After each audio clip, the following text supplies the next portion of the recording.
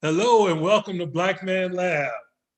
This is Marty Monaghan, and I am here with my brother Joe Barker. We are going to be having a great conversation today around leadership and coaching. Before we get started, I want to just kind of open it up and tell you where Black Man Lab comes from. Black Man Lab started about 4 years ago.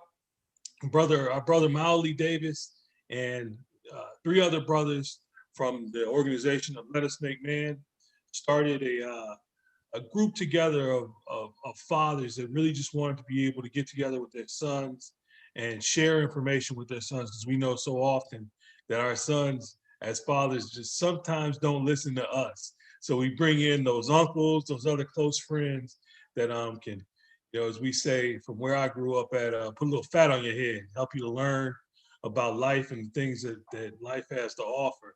So that grew into what we have today.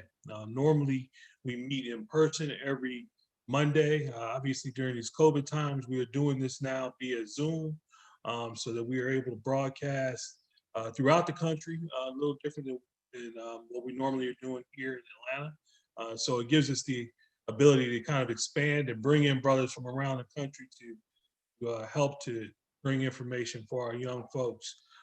So each week we are meeting here and doing these discussions around various topics. Today we are talking about leadership and coaching, and all those things that go with coaching and what it can lead to as far as helping our young men becoming leaders in their communities. With that, I want to introduce my brother Joe Barker, who is going to be uh, co-hosting with me tonight. Brother Joe. Good evening. Good evening. How's everybody doing? I hope everybody's okay. Appreciate you guys joining us this evening. Thank you for the coaches that are with us, and we're going to get into the introductions here shortly. I see Brother Jared. Appreciate you as always, good brother. And just thanks for all y'all that are tuning in with us. It's going to be a great conversation. It's not going to be just the normal coaching, which there's nothing normal about it. Probably everybody on this panel hosting and visiting with us, has coached and done some other things. But it's about the leadership that we transition into, the leadership that we transition these youth into through those opportunities. So it's really a good conversation for this evening. Hope your young man can join in with us tonight. So thanks again, Marty, and let's get it started. Absolutely. So we have some traditions that we do every week to kind of help us to get centered and help us to get in a space of being open and willing to take in information. A lot of times what we have is the weight of the world on our shoulders as Black men in terms of the things that we are weighed down with every day, whether it's currently COVID or racial unrest or whatever it might be that's weighing us down. But we want this space to be one that we are being as sacred and one full of love. So we are open to allow ourselves to take on um, information. That's us as those of us on this panel, as well as those that are listening. So there's a couple of traditions that we do every week. One of which is we help to get centered through our breathing. And I'm going to ask Brother Joe Barker to go ahead and do that for us, Joe. Normally we'd have our brother Fred here. Fred's working on his PhD. So I'm going to ask Joe to take care of it for us today. And I tell you what I learned from Fred Parham. So I'll try and be a decent substitute for him tonight. So, as Marty said, when we started Black Man Lab, when we were at the Y, every week we come together, we're mentoring, we're creating a safe and sacred space. But with all the burdens and everything on us, we come to those spaces with some challenges, with some weight on us. And we just get in that space and we're there for one another. We check on one another. We hug up on our brothers for those that might need some love. Just know, hey, we got you and we're going to be okay. We can't be in that space right now, though soon we will be navigating back towards that. So for right now, we've been doing some breathing exercises, just taking a couple of deep breaths and breathing out, just letting that positive energy come in and exhaling those negative energies and burdens that are thrust upon us. So I'd ask for all of y'all that are able to join us, just if you could with me, just take a deep breath and breathe it out and exhale. Exhale. Just let that negative energy get out of there. Let that negative energy go back out into the universe and bring in that positive energy that the brothers and the coaches that are on here are breathing life into us with. So let's get one more of those. Let's take a deep breath in and exhale it out. And with that, let's go on to our next tradition. All right. Thanks, Brother Joe. Appreciate that. Again, as Joe said, normally when we are in the same space, we just reach out to the brothers that are there in the room and say, hey, who here could use some Black Man Lab love? Meaning we don't ask any questions. We just want to say, hey, if you got issues, you got the weight of the world on your shoulders, we are here for you. And we just wrap our arms around those brothers. We can't do it here in this virtual space, but just know that we are loving on y'all brothers out there in all of our communities. Exactly. So thanks for that, Brother Joe. Next, we always want to talk about those that we stand on the shoulders of that came before us, our ancestors. We know that we would not be in this space today if we didn't have those that came before us. And it's important that we honor those people. We make sure that we let them know, their spirit know that we are here because of them. So with that, I want to bring in my brother Jared Grant, to bring the ancestors into the space. Brother Grant. Brother Marty, Brother Joe, and our special guests, thank you all and welcome, brothers. We always want to start off with bringing our ancestors in our hearts and mind. Those who came before us, we want to put them in our thoughts and mind, and just pay homage to the fact that we're here, and that we're raising ourselves based on the knowledge and sacrifices made by our ancestors. So at this time, just think about some of those great ancestors in our history that caused us to be where we are today, in the best and greatest light. Think of some of those ancestors right now and hold them in your hearts and mind. Hold them in your hearts and minds for a few seconds.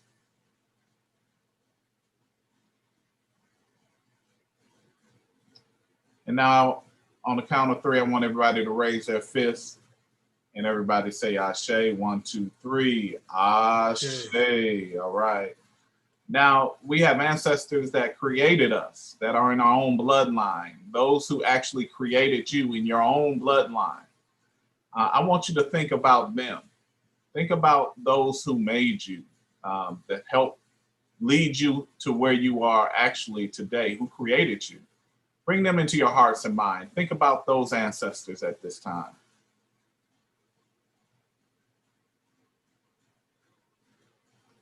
Now I want everybody to raise your fist, and on the count of three, say Ashe, Ashe. I want to thank you all, brothers, for bringing this space and creating space for our ancestors to join us in this conversation. Thank you. Thank you, Brother Jared, man. Appreciate that. Without further ado, I want to go ahead and get into this conversation, man, because I think it's one that's it's important, and not only that, but it's one that's near and dear to my heart, as I have spent some time as a coach in my past, as a basketball coach in high school. And not only that, my father was a basketball coach for almost 49 years in both grammar school and high school. So I grew up in the coaching world. So this is near and dear to my heart, and I want this conversation to get started. So with that, I want, if each of you brothers could give a quick introduction of yourself, our coaches that are on the panel, give a quick introduction of yourself, and then after that, we're going to get a deeper dive in. So I'm going to start with you, Brother Hardy, if you give an introduction. Thanks, Marty. Appreciate you, brothers, for having me on. Long history of being in this sport. Basketball has been sort of the focal point of my life. Grew up outside Chicago. Played. I know we got some fellow Catholic League folks on from Chicago Catholic League. Went on from there. Played at Northwestern. 4-year starter at Northwestern. From there, played in Europe. Came back. Wanted absolutely nothing to do with sports. Took a job at J.P. Morgan doing corporate finance and investment banking. Was there for 3 years, coached AAU on the side just because I was asked to do it. No reason other than that. Sparked a passion for coaching I didn't know existed. led me to taking an assistant coaching job at Northwestern, my alma mater. So I was there for 7 years as assistant coach and associate head coach. Left there, went to Georgetown, worked at Georgetown for 3 years. Left there, went to Georgia Tech down in Atlanta, coached there for 2 years as assistant coach, and then got my first head coaching job here at Loyola University, Maryland in Baltimore, and started my 3rd season now here in Loyola. Awesome, man. So glad to have you on, as well as being a fellow Catholic leaguer, man. So glad to have you on, brothers. Appreciate you. Right. My man, brother Travis Williams. Trav, you muted, bro. You're on mute, Travis. My bad. There you Sorry go. about that. Sorry about that. Good seeing you guys, man. T. Hardy, good seeing you, man. Always, brother. Jay Thompson, all these guys pretty much I know, but man, appreciate you having me on there. My name is Travis Williams, former 18-year college, high school, semi-pro, international coach. I'm a South Georgia guy from Tifton, Georgia, played at Tift County High School, played at Georgia State from the early 90s, 91 to 96, 95, 96. Tried to play professional, didn't work out, but had an opportunity to come and get it started in the business with the left-hander, Charles Lefty Drizel, coached at my alma mater, Georgia State, from 99 to 2003. Won a few championships and got into business from working with Lefty. Then left there and went to Chicago State for a year. Then I moved back to Atlanta when the semi-pro launch was WBA, World Basketball Association. So I had an opportunity to be the assistant GM and associate head coach with my man Latira Green. We won the inaugural season championship in the World Basketball Association, the Peachtree Southern Crescent Lightning. And so I don't know if y'all familiar with that. They had Tree Rollins, Chucky Brown. I mean, it was a really good league. And so left there. Then during that time, I got an opportunity to be the head coach at Fort Valley State University at the age of 30. So I was there for 3 years as the head coach, and then my man Mark Sloniker, who was the head coach at Mercer University at the time, said, "Hey, you want to get back to Division I?" You know, I couldn't pass that opportunity to go back to Division I, so I was at Mercer University for a year, 2007, 2008, and unfortunately let Sloniker go during that year, and then I got an opportunity to go coach in China.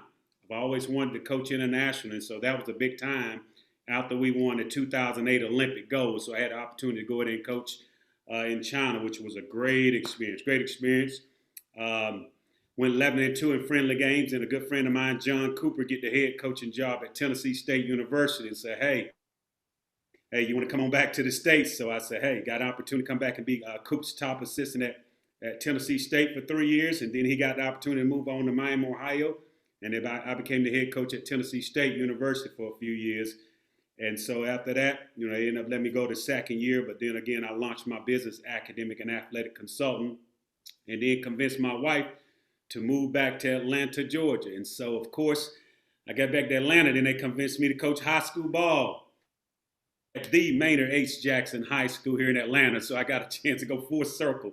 And so I was the head coach at Maynard Jackson for 2 years. Went back-to-back state tournament appearance, first region championship last year, went 25-3, won the region Sweet 16, and then opportunity. Ron Hunter called me and brought me back home after 15 years. And so 2018-19 season, we won the Sun Belt back-to-back championships, went to the NCAA tournament.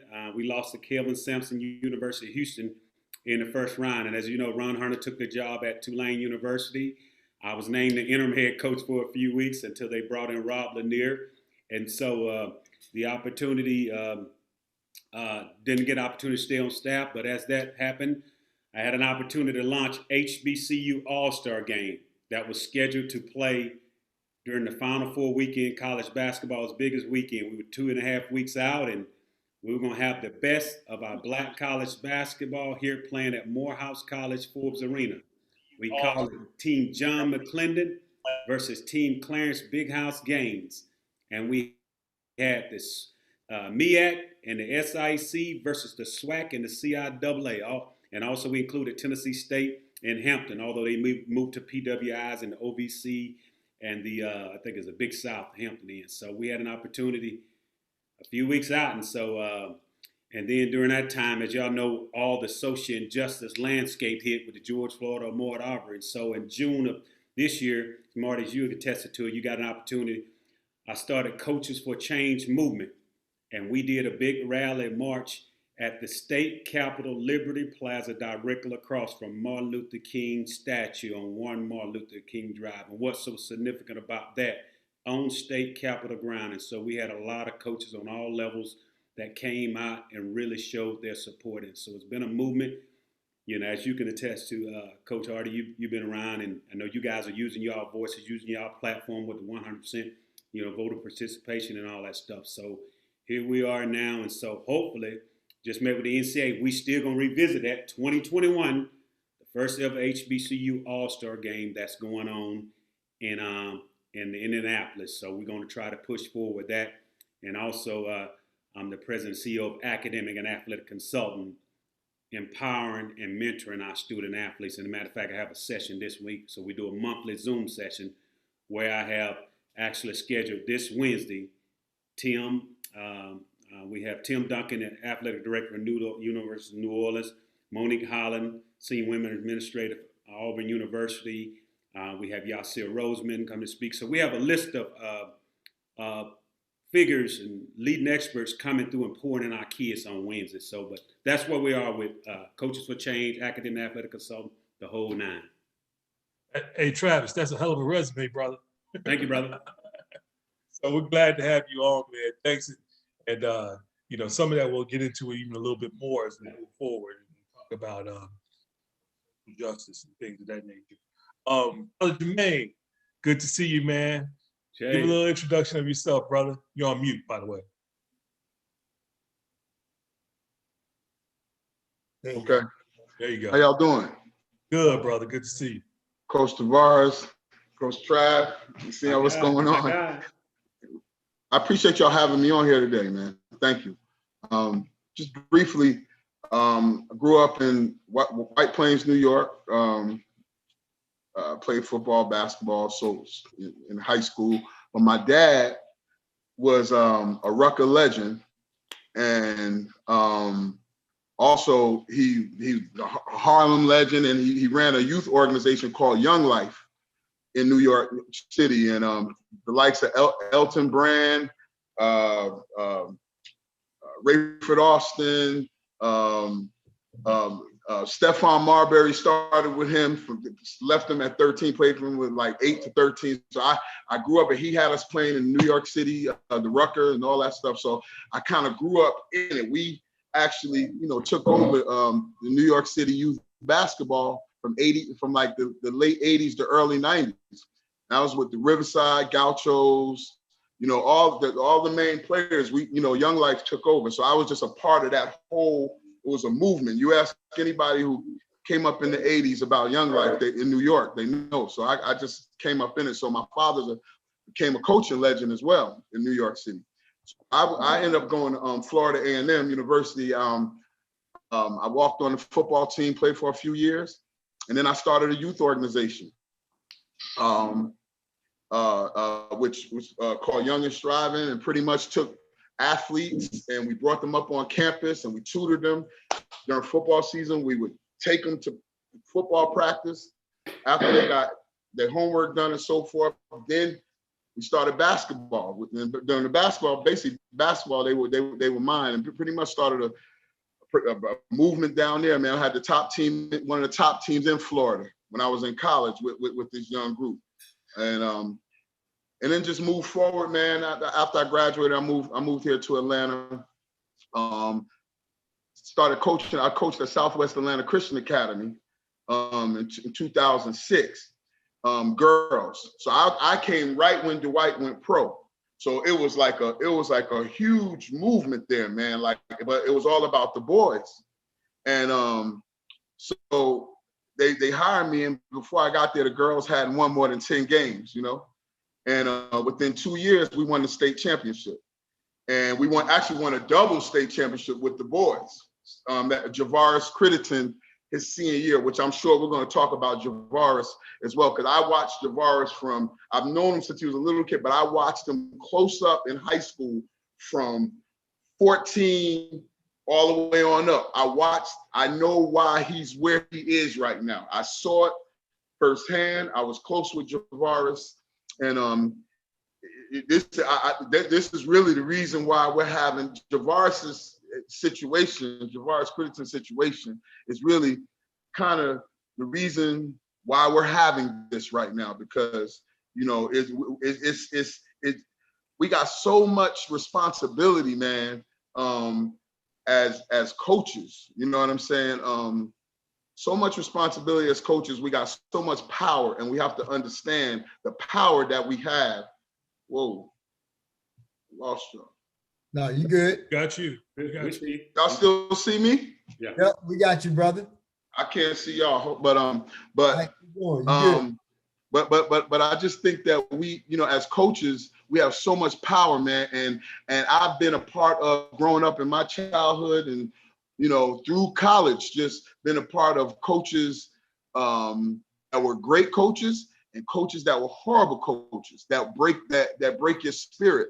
And we just got to understand it's really everything that we put into them on the court, on the field, follows, is parallel to what they're doing off the field and off the court. And right now, especially right now, with everything that's going on, we have so much responsibility. So, we have to take this responsibility serious. So I just appreciate you having me on this panel right now, man, because this is we got a lot of power. We got a lot of power, man, and absolutely. And we can direct these kids, man, and these kids got so much power and influence, man. As young kids, man, they're more impressionable with their peers than the pros, and so we just can guide it, man. But anyway, that's me in a nutshell. Absolutely. There's so much to talk about as it relates to that particular part of the topic, right? We're talking about coaching and leadership, right? We want our young folks to have a level of understanding of that it's not just about being that player. It's also about being that leader, right? Yes. You can be a leader on your team, and you typically find that that person that's a great leader on a basketball team that does not wind up going on to being a professional athlete, or maybe they are, but they also wind up being really good coaches because they have an idea around what it looks like to be a leader. And it doesn't necessarily mean the best player on the team. Right. Sometimes people are leaders on their team and they're not the actual best player on the team. Right. But we'll get into that too. I'm going to hand it over to Joe. Joe, did you want to jump in with a question and kick us off? I did, man. I did. Thank you, Marty. So you brothers, man, like you're exactly the passion for which you answered. Even the introduction is exactly why we're having this conversation. And I'm gonna start with my rattler. I came out of FAMU in '93. Salute. That came out '95. What up, rattler? My dude, you got it, baby. But I want all y'all to answer the same thing, though, man. But like, as we progress on to the situation like with Javaris, Crittenden that you're talking about and so forth, I want to know from you brothers, when y'all were younger, because we got young brothers that are chiming in, they making comments, they're tuning into the lab here, When y'all were younger, man, what is it that you all saw? What coach, what parent? I know you mentioned something, Brother Jermaine. Who was it that looked at that you said sports is a path that I got to take, not just because I necessarily want to be a professional ball player, but because I see it helping me build character. I see it helping me develop my leadership abilities. Let's start with what was your path?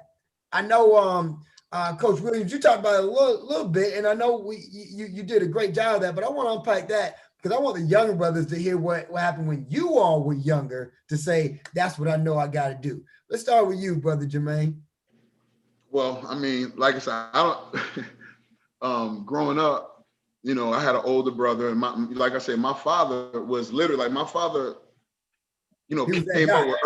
He grew up with Earl Manigault, Pee Wee Kirkland. When Pee Wee Kirkland came here to Atlanta, he stayed with my father. You know what I'm saying? They're born on the same day. He, Kareem, all of them. So he just grew up in it, man. And so I really just was kind of just really just in it, and I saw the influence that my dad had, man. Like it was magnetic, man, how he could just change the culture of Westchester County.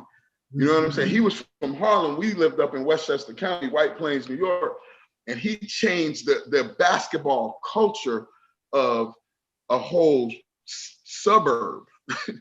And he brought New York City and Westchester together, man. And so I was just a part of that. And I just the swag of athletes, the power, the influence, how people, what these young kids have to understand, and what coaches have to really, everybody needs to understand, is that as an athlete, you're going to get special privileges. That just comes with it, man.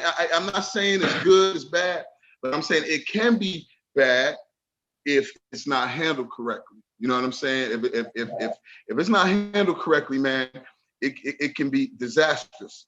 So I just watched my pops.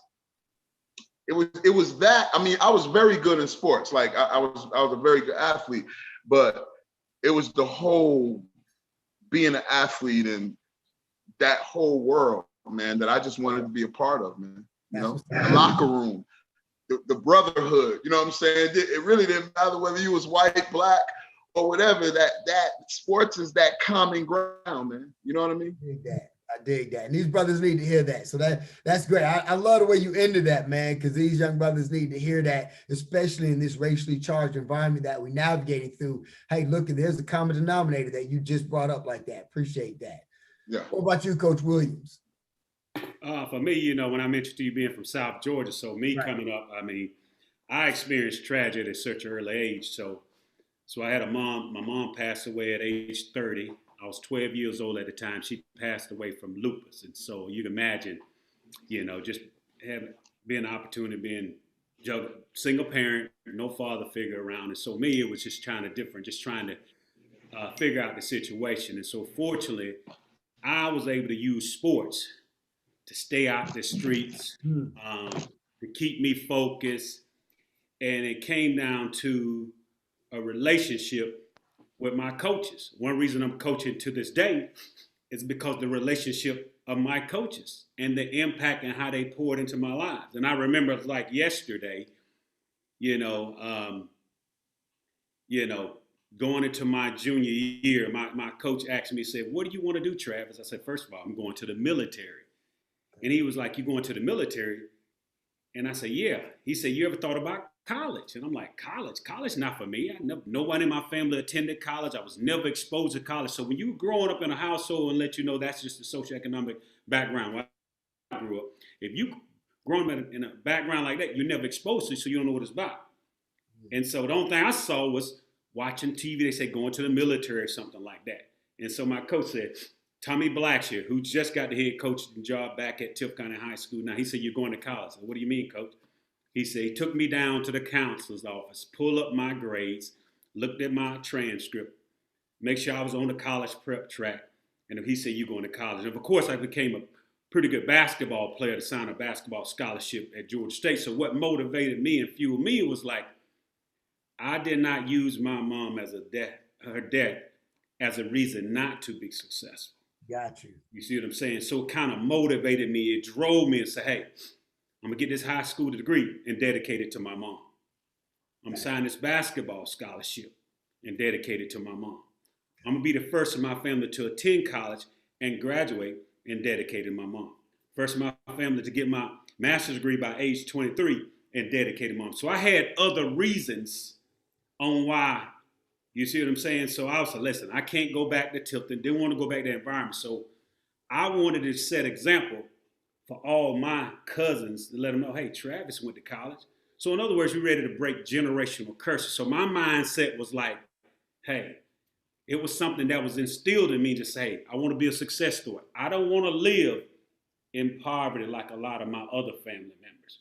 So I just had that feeling. And the back thing that kept driving me was like, what would my mother wanted me to do? And so that kind of drove me, even when I went to college, even getting into coaching and just the relationships. Because like I mentioned to you, I remember writing a project in grad school. They say, hey, what do you vision yourself in the next 5 years? I had to write a project. I said, I vision myself finishing my master's degree and probably getting in some coaching in some capacity. But that was, just have to put it down. But like I said, one reason I'm coaching and how it unfolded to this day, because of the relationship I had with my high school basketball coach and the relationship I had with the coach Carter Wilson, who recruited me to Georgia State at the time, and Bob Reinhardt, who was a former Atlanta Hawks coach. So it was relationship driven for me, and also just taking advantage of an opportunity of a full ride basketball scholarship and taking advantage of education. In other words, using basketball and not allowing basketball to use me. So that what kind of drove me as a former student athlete and as a coach. Awesome, man. What a story. What a story. How about you, Coach Hardy? Yeah, I mean, the fellas got some great stories. I would say for me, the first person was my mother. She grew up in segregated Mississippi, migrated us up to Chicago, single parent mom, 3 kids. She wasn't college educated, so she wasn't preaching to us, all this stuff about what to do in school and what we need to try to be when we grow up. She taught us work hard. If you say you're going to do something, do it, like just basic concepts, but it resonated with us. One thing I will say she did that was kind of unique in our neighborhood, she did put us in sports early. Not a lot of kids in our neighborhood was playing like on the organized teams. We all played in the park. We all played, in between the apartment buildings. That's where we played football. But nobody was really going out and playing, on a little league team. And my mom put us in that stuff. I don't know why, but it helped us. I would say probably the most influential thing that happened, and I don't even know how it went down. So I was a troublemaker all throughout. I got great grades. My brother and sister were older. They got good grades as well, but they were more in tune with doing what was right than I was. But my older sister kind of set the tone for our family. As an 8th grader, graduating 8th grade, she made a decision to go to a private high school outside of our city, 20 minutes away.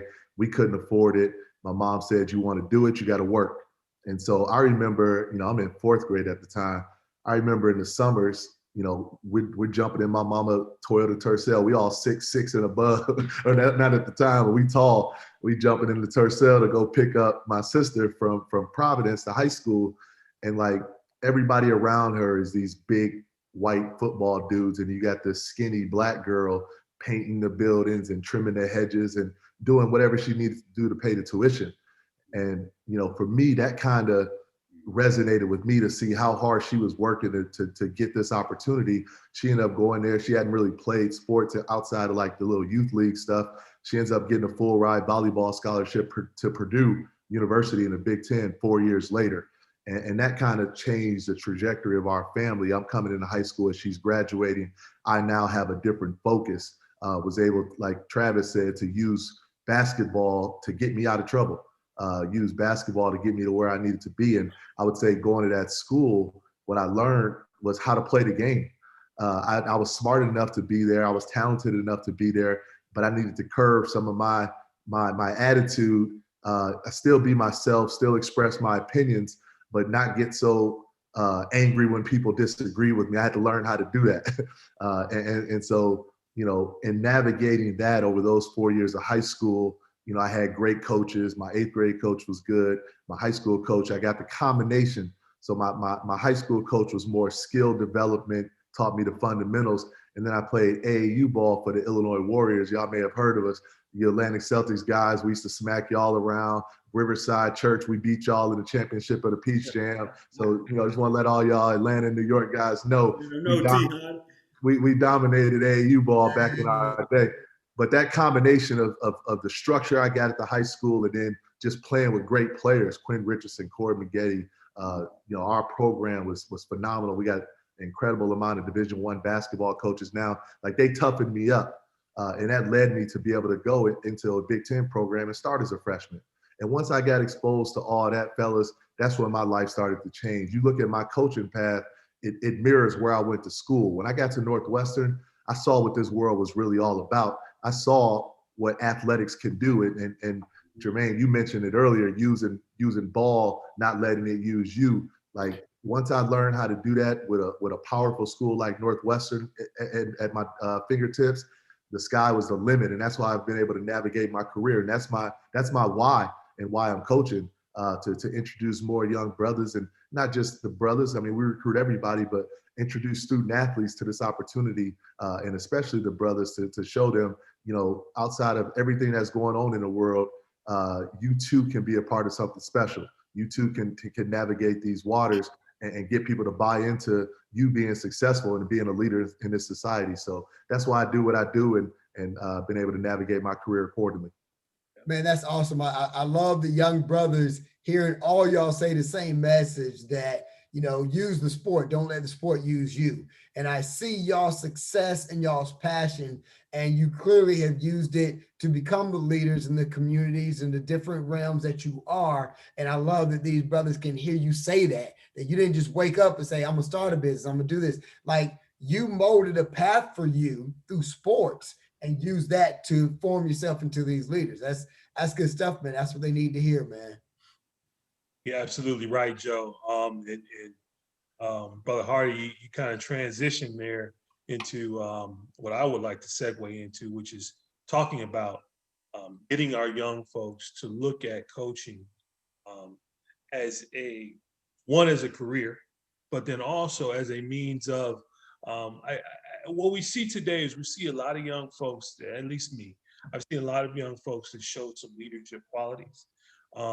And those are the people that we want to wrap our arms around and make sure that they're getting that direction on how to get to being a good leader for family, for the community, for the country, for the world, right?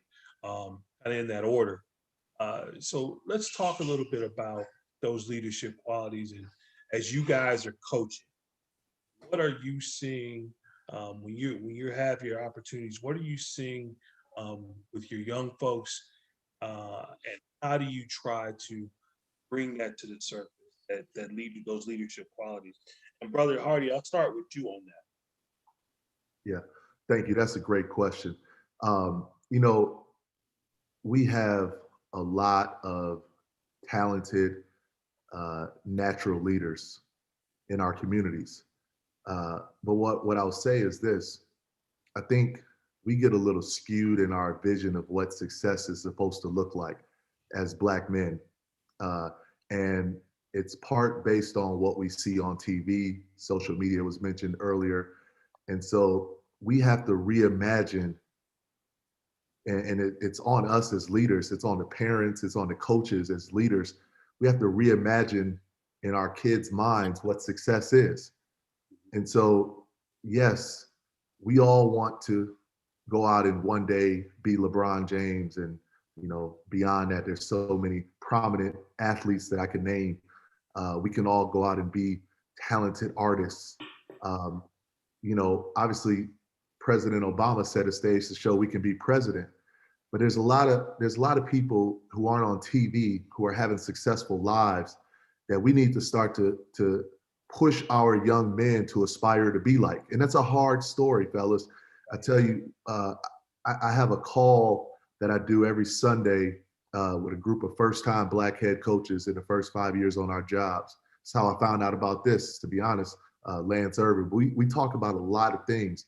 And one thing we all struggle with is getting our young men to realize that you have to pursue excellence in everything you do, inclusive of basketball, but also inclusive of everything else, inclusive of academics, inclusive of being a great leader, inclusive of your impact on your community. And that's what our culture is built on.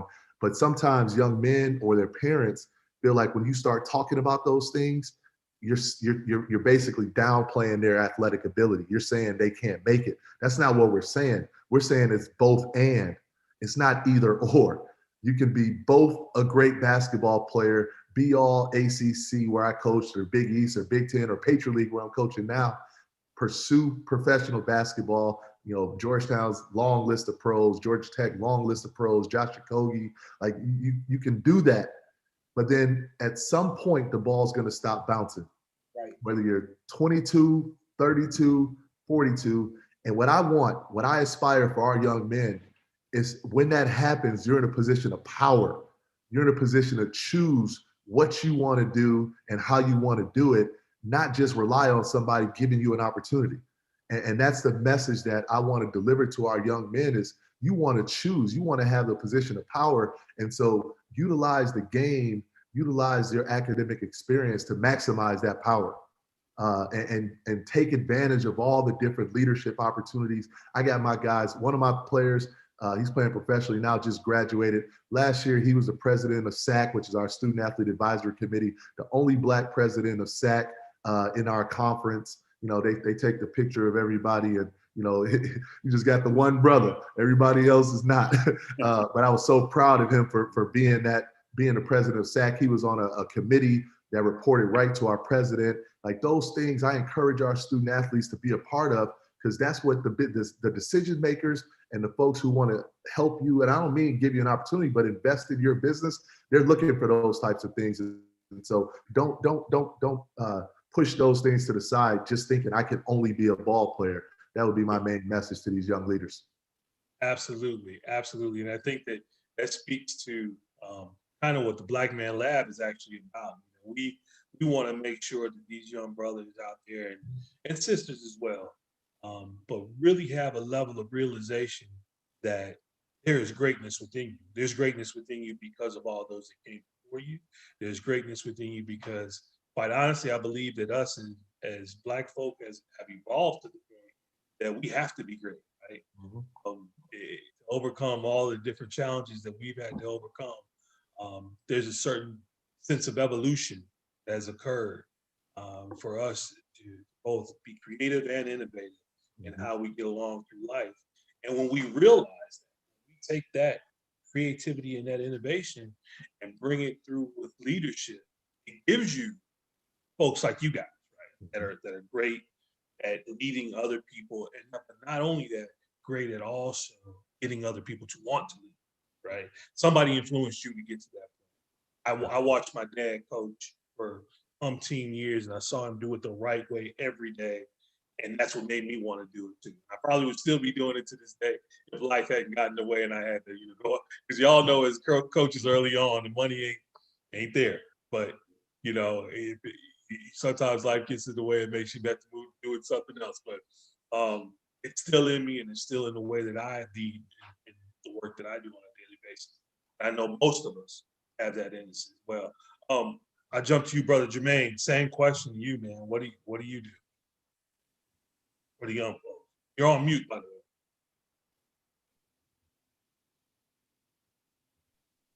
way. Yeah, I kind of feel, the culture of the sports culture, man.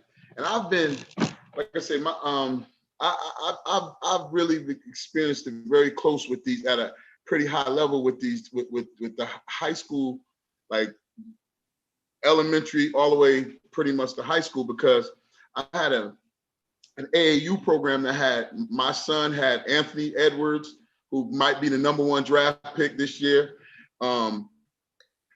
Chris Hinton, who's at University of Michigan right now, football. Munir McClain, he's at USC football right now. My son, who's at Campbell University right now. I had these guys all the way from 8 all the way to 13. And we were top 5 in the country every year, pretty much. It just fluctuated, And to be at that level, because I'm telling you, the everything that's coming at these kids, even at 11, 12 years old, when you're playing at that high level, man, you just see the negative of the culture of sports.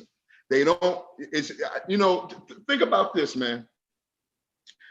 You got the Nike circuit, you got the Adidas circuit, you got the Under Armour circuit. These circuits have thousands and thousands of kids, thousands, man, playing in different cities all spring and summer, right? You mean to tell me there's not one workshop that is pouring into the kids? You got all these elite kids together, elite athletes together, And nobody is pumping into them, okay, life after sports. The ball's gonna stop bouncing, careers in sport. You know what I'm saying? It's just all about, beat rankings, on social media, being the best. So we steer, this is supposed to be recreation. And if you break down recreation, it's recreation. And what are we recreating, man, with the, with the culture, man? Like, all they care about is kids running and jumping, who can score. And I think that is nothing's being poured into them. So, and this is what I mean by coaches. Coaches really feeding the kid, because the culture takes from them, man. Only 1% of these kids are going to go play Division I basketball. 1%. I'm talking about out of thousands of kids, man, 1%. And nothing. So so these kids, they listen to social media, all that. And when it stops, I've seen where these kids go into depression. Look, think about this, man. Deion Sanders was one of the most decorated athletes ever. And when it stopped, when the crowd stopped going, Deion tried to commit suicide, man. You know what I mean? So what I'm saying is, we have to be, as coaches and trainers, like I'm a full-time trainer right now. We have to be so intentional about feeding these kids the right substance, man. I'm telling you, man. I see, like Anthony Edwards, Ant-Man, as we call him. Like I said, he spending the night at my house. Him and my son, the whole crew, they still in the group text together. I'm saying, just seeing seeing, because he was, the #1 pick and going to college, to see everything that was coming at him, man. You know what I'm saying? To watch him, these kids if you're an elite athlete, you get pulled away, man. You know what I'm saying? You get pulled away from really what's important. Because now it's fool's gold, man.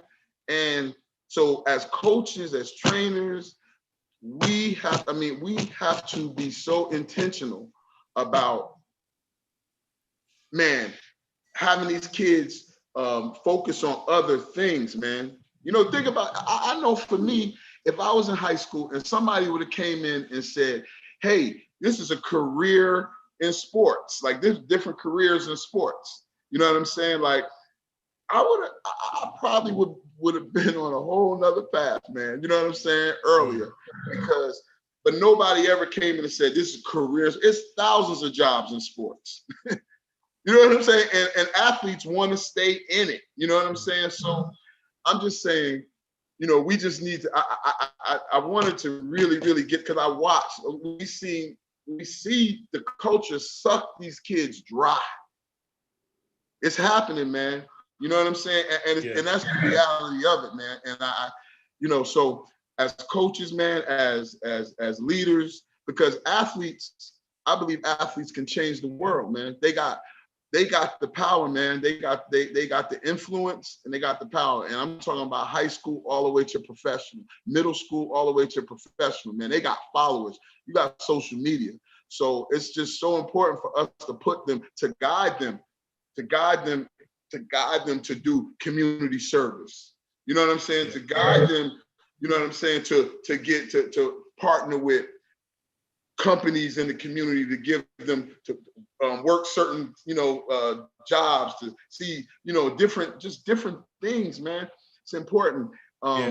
Because last thing, if we don't, it's going to be a problem, man. Like it's really, really going to be a problem. So it's important, man, for us to it's important for us to do it, man. For real. It's going to, I think it's but I'm not. I think it's key for, us as that have been coaches, and those of us that are coaches, to expound upon other things outside of just basketball. Because so often, unfortunately, we are the only male figures in a lot of these young men's lives, right? Because they may come from a community that you know, they didn't have a father present, or even if they do have one present, Right. there's still opportunity, as we know. Again, the reason why Black Man Lab even became was that sometimes our sons need to hear other good male figure voices. Absolutely. So along with us wanting to you know, enhance their skill set and get them to be able to relate to whatever that next level is, whether that's from grammar school to high school to college, college to pro. Along with that, we should also be instilling some different um, life skills for them, as well as supporting them on whatever their career endeavors may be. And sometimes we may see those better than they can, you know, because you can see somebody being a really good leader. I can think of there's a gentleman here that I coached back in Chicago. I coached for Hale Franciscan High School, and he's here, he lives here, and wound up hooking up with Molly Tunji Thurman, was a great kid as a basketball player. I loved coaching him. But for one reason or another, he had to leave at school, and you know, his life took different directions. But he's doing great now. We've had conversation where he talks about those years that he had at Hales being significant to him. So I would say that you know, coaching gives us the opportunity to instill some pieces into young Black men that they may be missed in other places. So Travis, what about you, brother? Well, I'm gonna piggyback off what both of those guys said, and when it's all said and done, as coaches, it's about relationships with your players. I mean, it's lifelong relationships. Those lifelong relationships lead to the relationships with their teammates and stuff like that. You know, and Jermaine, you mentioned, like, why aren't there any programs out there that cater to these? That's why I started Academic Athletic Consultant, to help kids navigate whether they're going through their middle school, because as you know, they go from middle school, they go to high school, and what they're considered in ninth grade, prospective student athlete. You understand that? So their clock is ticking. So one reason I started, you got to get to them earlier and expose them to the academic requirements. You got to expose them to the relationships. And you got to make sure what's understood is that, you know, we have some good AAU coaches, and we have some AAU coaches that don't have the kids' best interest in what they can get out of them. You know what I'm saying? And so as coaches, Coach Hardy can speak to that. You have to navigate that AAU relationships, but you also got to navigate that high school relationship. And so it's about relationships, you know, with this, and getting the players to trust you. I don't know if you know anything about the landscape of the college, but you look at the transfer portal out there and just relationships, guys. It's coming down to that relationship factor, to where they can trust you, or et cetera, who's in their ear or not in their ear, to get them to transfer and all that other stuff. So, you know, one of the best things, one of the most important things is that player saying, hey, I trust my coach, or that player knows my coach trusts him. Like what Coach mentioned before, it's recruiting that player to your college, recruiting those parents to believe in your system and what you kind of do. And then when it's all said and done, the ratio is what? 90 to 95% of African-American males in the predominant sports of basketball and football. So, of course, having no relationship, but being able to expose them a relationship like Coach Hardy or me, with a family, a husband, we take them to church. You getting them out of the environment, but you showing them what life is like, whether they coming from the hood, and you exposing them. You know, I came from the hood, but I got an opportunity to get out and be exposed, you know what I'm saying? And so even with the relationship, say, okay, cool. As a coach, hey, we're going to try to put everything in front of you. Whether, you know, if you're trying to pursue professional opportunity, we'll put it out there, but we can't guarantee anything. But one thing we can guarantee, we're going to make sure you take care of those academic requirements. We're going to make sure you develop those relationships. That's Coach Hart. He's got an unbelievable pipeline and network with Northwestern. He can get on the phone and call all the relationships now, because that Northwestern brand and those relationships established. And that's huge. When it's all said and done, it's the relationship factor. You know, and so one reason I got this student athlete empowerment workshop is because I'm bringing, like I mentioned, Tim Duncan, athletic director at the University of Newark. We are exposing our young folks or individuals that are not professionals, but are successful as an AD, a compliance person, or academic advisor person, a strength and conditioning coach person, a nutrition person, or sports psychologist person. All those are successful individuals. They're just not running up and down the court on the football, or those types. You see what I'm saying? And so I think it's a relationship the player and the coach have, instilling those great characteristics. They're watching you as a coach, watching how you function, especially when you have team meetings and team functions. I know when I was a head coach, hey, we going to church. You're going to be covered. I'm not going to throw my religion on you, but you're going to see that you're going to be covered with us. We're not going to throw it on you, but you're going to be exposed to it.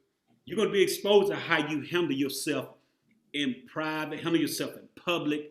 You're not only you're representing not only our institution, you're representing me as a coach, you're representing your family back home, you're representing your city, you're representing your state. So it comes down to where those young men are seeing positive coaches like Coach Hardy, who's been around, positive guys that like you, Coach Jermaine, you getting them as a young age. And then what we got to do, we got to sell our kids on our own. We got to sell them on our own. How many African-American coaches out there, Division I, Division II, Division III, on the NBA level and all this other stuff? We dominate the sport, but we got to sell on. And you mentioned earlier, our players have a great platform now. With all this social injustice that's going on, man, it's not the same old. And coaches, our white colleagues, got to get it. They got to get it, because these guys realize that they have a voice. When it first hit, the player at Mississippi State spoke out. Hell, they made him a day. It was Ole Miss. One of those kids spoke out, saying, as you can see, Marty, which I've been dealing with, getting these statues and stuff now. I've marched with you guys. These players, and Coach Hardy, you mentioned with all-in vote, where you see NABC revenue. What are the NABC, NCAA doing? And just the other day, I met with the NCAA and said, hey, you have a great opportunity to get it right with this HBCU All-Star game. You want some diversity and inclusion with the Final Four? And I threw it at him, I'm like, listen, you mean you get the opportunity to represent historical Black colleges and universities during the Final Four when there's so much racial unrest going on, so much uneasiness going on? What better way? We know you're into making money, but what better way to try to help recognize our Black college and university, our student athletes, because we know we have some talented kids, that play, and we know we have some talented coaches that don't get the notoriety or exposure that our other PWIs or whatever the case may be. So just being able to provide a platform for our student athletes, and then being able to, like what Coach, you said, you got a group, man, what you said, the first 5 years of coach getting together and doing this call, that's powerful. That's relationships, man. That's powerful. So I applaud you for that. And then I got a bi-weekly call and a monthly call with a lot of the HBCU coaches. We just call it HBCU roundtable, just trying to get them together and break bread. So relationships and coaches pouring in these players, man, and just let them know, hey, if you don't get that professional opportunity, here's some other opportunities, a shadowing program, and it's relationships and going in there, being able to network and stuff like that. So those guys, that's the part what I like to pour in as a coach, being able to expose those kids. I really like your focus on relationships, Coach, man. I think every one of you all has a niche that you're strong in. But for me, Coach, I'm with you. It was always relationships, man. I went into education a few years back, and I started teaching in high school, and I had never taught before in my life. And I'm teaching, man, and it's a senior, biggest dude in the school, man, swole. He just walking around, and we just kind of looking at each other. I'm like, man, I hope this little dude ain't about to kick my ass, man. I don't know what I did to this dude, man. And then just out of nowhere, he was like, "What's up, Coach?" And I was like, "I know you, bro." And he was like, "Yeah, you coached me at Sandtown about 10 years ago." I was like, wow. Dude remember me 10 years later. And when I tell you that dude had my back at this school, like nobody messed with me as a teacher, because he was like, nah, Mr. Be Good. He coached Be Good. So those relationships, man, this brother's at Alabama A&M right now. He texts me up. I'm like, yo, you need me to cash app you something? Like, what's going on? You okay? How your grades looking? He got his struggles, but them relationships, man, that's real talk. That's real. So I want to get back into that, because you all have these strong relationships, man. And I hear your path, how you did it and who impacted you. Travis, why don't you start, man? Because I know you've already talked about specifically how you're doing it, but how are you all getting these kids back now, specifically understanding, like Jermaine, like you said, I ain't but 1% of y'all going pro, but there's so many other avenues.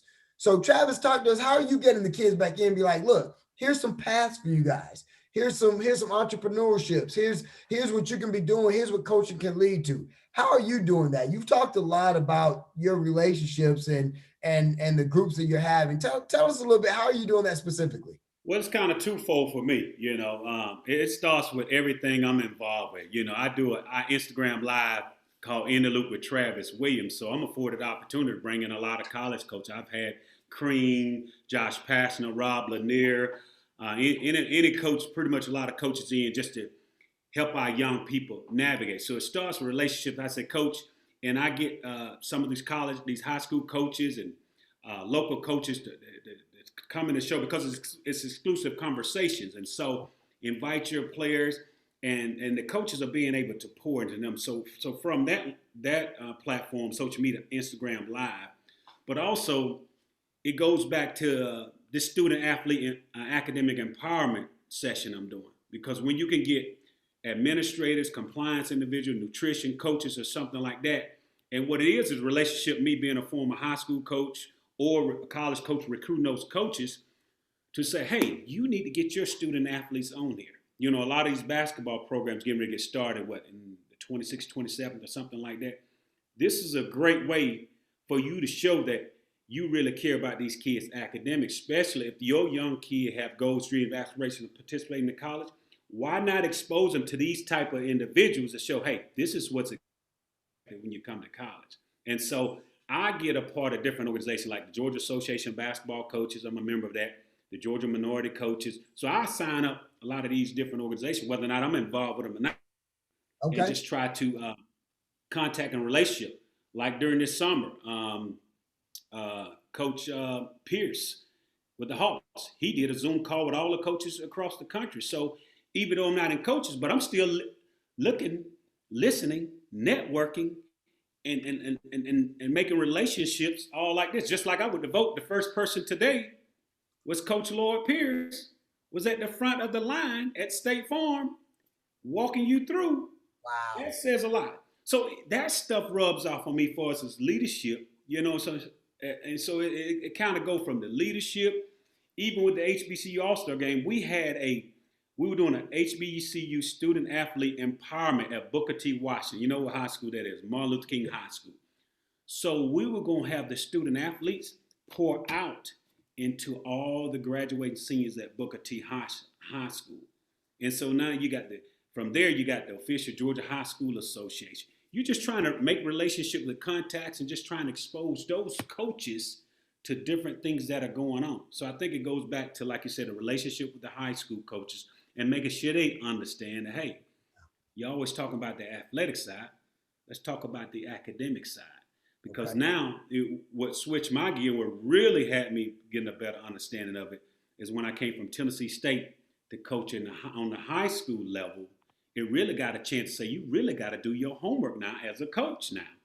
Because now the parents are involved. The parents think they know everything. So it goes from the relationship with the parents. That was like a wake-up call for me. Folks say, hey, you're going to get tired of these parents, et cetera, et cetera. And the one thing they understand, the coach can speak that when them kids go to college, they're not dealing with parents. Yeah. So you establish that. Unless it's something just major, you got to deal with a parent. But when it all comes in with the programs and all that stuff, they're not dealing with it. So it's just the relationship with the high school coaches, and just making sure you're sharing your vision, you're showing your passion. And when it's all said and done, it's about these kids, man. You put your egos aside, your personalities aside, and if you're in it for the right reason, you know it's about the kid, and that's what you got to decipher. That's what's up. That's what's up. Coach Hardy, what about you, man? What is your way of just kind of getting in the kids' ear, using the space you have and saying, hey, here's some paths for you guys? Like, how are you doing that? Yeah, there's a few things. Let's start with the very beginning in the recruiting process for us. Just being quite frank, there's a lot of coaches out here lying to these young men. and lying to their families. And I give you the biggest example for you all watching. When a coach starts showing you players that played for them 10 years ago that's your size, and they say they're going to make you that person because that person made it to the league. Like, ask them how come they haven't done that every year since that person graduated. What Jay-Z say, they say they want to make Hope, will make another Hope. It's remarkable how many coaches will use that line. And unfortunately, in our space, a lot of people fall for the okie doke. And so one thing for me, I've always made, I've insisted upon, and I've been lucky to work for great head coaches, Josh Pastor, John Thompson III, Bill Carmody. We don't lie to kids. I've never sold a kid a bill of goods. What we say we're going to do, it's authentic. And you can tell, like, look at the places I've worked in Northwestern, where I went to school, and then going back to work there. Great academic school, city of Chicago, great brand of basketball. Georgetown, great brand of basketball, great academics. You got DC. Georgia Tech, great academics. Atlanta, great brand of basketball. Same thing, Patriot League, basketball. Baltimore, you can utilize a major city, and at the end of the day, our kids are going to get a great education. That's what our league foundation on. And so I hold that near and dear to my heart. That's why we haven't had any transfers in or out. I would rather lose a recruit if he's waiting for me to tell him how great he is and how much I'm going to make him Josh Okogie just because I got a chance to coach Josh Okogie. I can't make you Josh Okogie. We didn't even know Josh Okogie was going to be him. He made himself. We worked with him. We put him in an environment, but he made himself. And so for me, it's recruiting young men that have that realization. And if we can get off to that great start, then we can help them navigate their careers. And so one thing for me, I'm really passionate about internships. Okay. I'm really passionate about our guys doing great. Yeah, I'm really passionate about our guys doing great internships, getting real life experience. Yeah, I mentioned earlier, I worked at JP Morgan. I got a chance to see that world from the inside. We don't have to go into great details now, but I'm sure you guys saw, I know there was a big controversy a few weeks ago with the article about the Wells Fargo CEO, Charlie Scharf, who talked about how, there's not enough, or, the way he worded it, there's not enough Black people in the pool to choose from. And what I can say straight up, and it might be an unpopular opinion, I know Charlie Scharf. I don't know him well, but when I was at JP Morgan, he was at JP Morgan as the head of the retail bank. And I know that whole management team cared about diversity. What he's saying is real. And I said this to my other head coaches the other day. Can we say every year we're sending out 4 to 5 young men that are on a path to become an executive at a bank? And if we're not doing it, then who is? And so that's got to become our mission, is we got to prepare our young men and our young women to be that pool, because I do believe that people are seeking it. I do believe that there's opportunity out there, and I know that there's plenty of folks out there, but we got to make sure that we're adding to that pool and not deterring away from it. Thanks. Appreciate that, Coach. Appreciate that, guys. We're Coach Jermaine, I'm gonna let you answer, and then we're running really close to the edge of time here. So, Coach Jermaine, go ahead and answer that for me, and then Marty's gonna close it out with a quick question for each of you. So, Jermaine, what about you, bro? Well, I have an organization called Pro Conscious Athletes, and I get the guys to get into the community. Like, I got Wendell Carter's senior year, girl, her name is Cassie. I can't remember her last name, but she's at University of Tennessee now. They were both McDonald's All-Americans.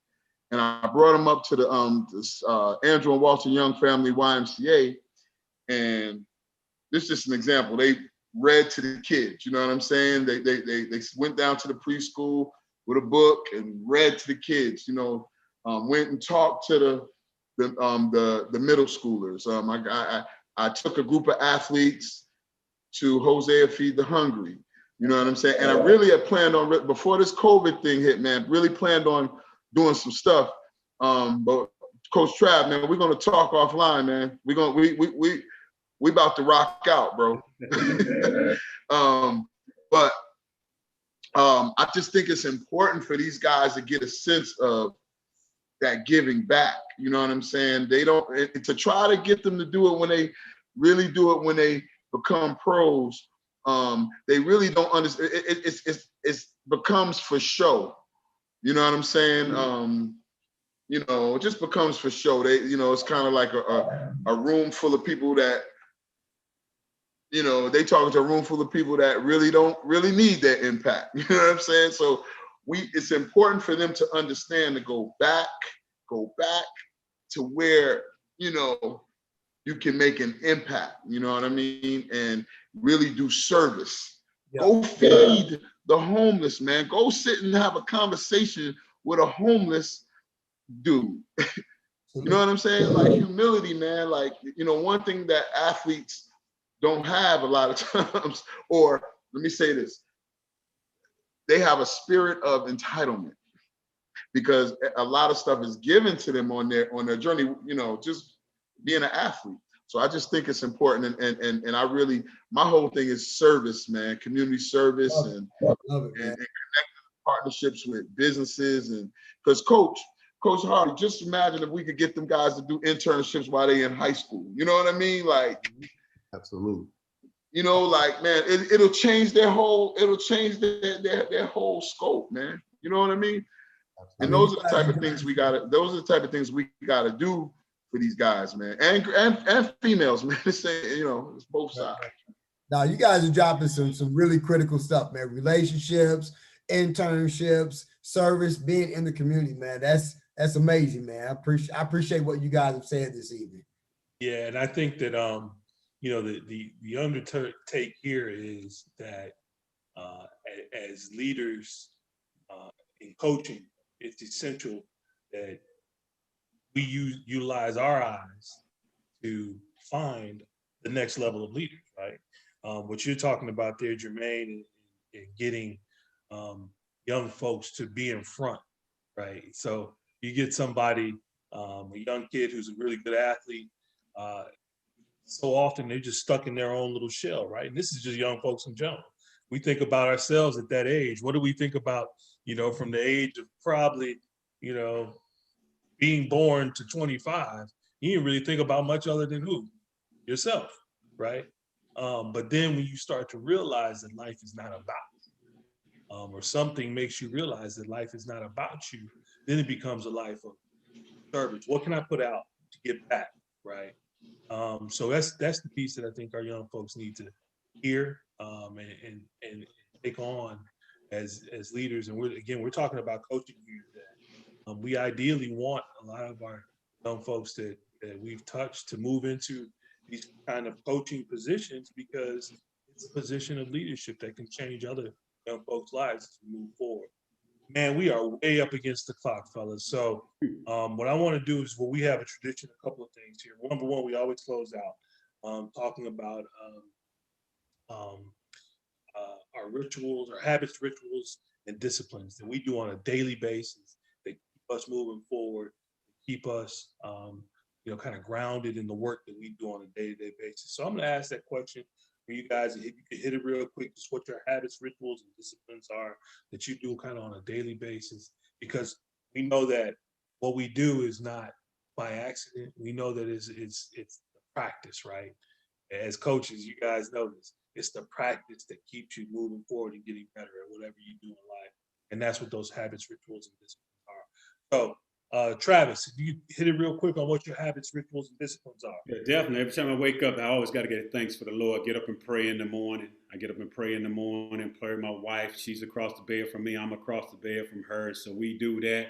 And we get our children, you know, of course, they virtual learning. So it's not, then after that, putting on that father hat, making sure they organize and family. But there's a list, I call it the 7 buckets. And I got it from like Coach Randy Peel, the head, associate head coach at Texas Southern. Man, it's like, and I just briefly go over, but 7 buckets, you know, the prayer life, just your meditation life,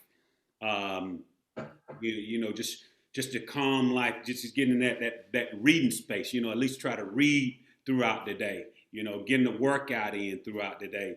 and I try to do that every day. And also, this is my big thing. I don't listen to too much just music that doesn't pour into me. I'm a big gospel. My wife said, "Why you work out to gospel music?" Gospel music gets me in my spirit. So when I'm up in the morning, if I'm in there working out, I'm working out the gospel music. Or when I'm taking a shower, I take my phone in there, it's the gospel music. So someday, it's like everyday bucket is I'm getting that gospel music just pouring into my spirit, man. And so it's not like I don't listen to other music, but for me, I have to at least listen to my gospel music a day. And so just writing out the list, getting prepared for some of the responsibilities that I got to do, and it's just putting it to action. That's awesome, man. And I can see how that gospel music gets to your spirit and gets your spiritual self rolling every day. Yeah. I hear you on that. Brother Hardy, how about you? Yeah, well, thank you all for having me. This has been awesome. I really appreciate the opportunity to come speak to you all. For me, obviously, like Travis said, it starts with the family in terms of I got a beautiful wife, 4 children, and I got to make sure that I'm touching them, not just through being here, but through real conversations and interactions. I read a lot of news, and I read all different types, from business to politics to what's going on just overall in day to day to sports. I like to be in the know of what's going on in society and that's happening now. And so I make sure I do that every day. And I'd say, a lot of other things, but probably the most important thing for me before I start to communicate with my staff or with my student athletes, I'm real big on self-reflection and self-evaluation. And so I really dig in to sort of how can I do better? How can I be better today? And so that sort of self-evaluation is something that I really lock in every day. Absolutely. That's a good one, man. That's one that I 100% agree with you on, man. What do I do good? What I do not so good? What will I do different? That's one of mine that I just have to do on a regular basis. So I just feel like I'm getting better for the world, right? So good stuff. Appreciate that, brother. Jermaine, how about you, bro? Coach Trav, thank you, man, for the gospel. Because maybe I listen to T.I. and Jay-Z, and I preach. I'm going to really, like, tomorrow in my workout, I'm about to throw on that gospel, bro. Text That me. really, Hey, when you text said me. that, I see a good list. Text me. yeah, bro, for real. When you said that, man, it hit my spirit, man. That's I'm good like, list. I'm listening. I'm listening to guys talk about punching dudes in the face while I'm working out. That's not good. I need to listen to some gospel, man. You know what I mean? So I appreciate that, man. But basically, man, I wake up, I meditate. I take meditation very, very seriously, because I feel like it's the way that we get away from the flesh. It's like a secret place only where you can go with God to get in tune and get your instruction, what you're supposed to do, and just be able, because meditation, along with working out, but meditation allows you, it prepares you for just when things come at you. You attract, it helps attract everything you need, because it's like I say, it's a chance that you're more of a spiritual being than a physical being. You know what I'm saying? At that time.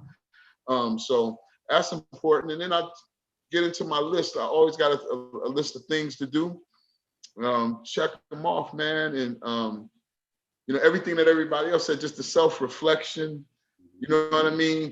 Just thankful, man. You know what I'm saying? If we haven't learned anything right now, and all of this that has gone on, man, is to be thankful and to, hey, man, that while we're here, we have a purpose, man. We can't waste time. We got to handle it. You know what I'm saying? So I appreciate, man. Who texted me today? Was that you, Marty? That texted me? Yeah. Brother, thank you, man. Like, I saw it, I was like, oh, and I just happened. It was funny. I usually training at night. I just happened. I didn't want to train tonight, so I had already called it off. And you hit me. I'm like, oh man, thank you. Hey, man. This is Listen, food to my I soul, can't- brother. Yeah. I can't thank you guys enough for being on. You know, this is a different space, of course, than what we normally do. You know, Brother Jermaine, Brother Travis, you guys have been in the space. But as far as something, I'm gonna hold you, man. I know you're not here, but man, you're gonna have to get to when we get back to doing our live Black Man Labs, man. We want you to be in the space because it's a unique kind of an environment, and it's one that enriches your soul. And I can tell that's why, you know, Brother Jermaine wanted to be on here, man. So I want to say thank you all so much for being on. Every week we have a way that we close out. There is she's an ancestor now, and she's one of the leaders of the Pan-African group in Cobra. Her name was Sister Njiri Algani.